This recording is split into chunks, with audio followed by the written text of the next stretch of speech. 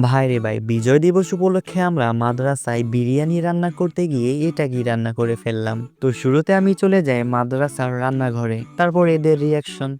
Hi, baby. Coming soon. Hi baby.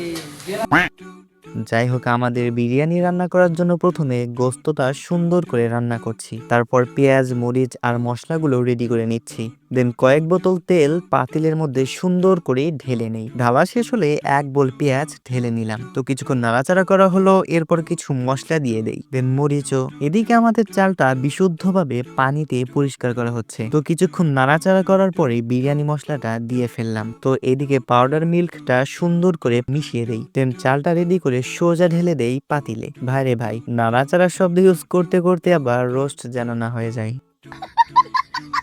তারপর নাড়াচাড়া করার পর রান্না করা গোস্তটা ঢেলে দেই, এরপর আবার নাড়াচাড়া। তো ঘিটা নিয়ে সুন্দর করে ঢেলে ফেললাম। এটা মূলত তেহারি রান্না করা হয়েছে, বিরিয়ানি নয়। যাই হোক, এরপর ঢেকে দেই। Okay.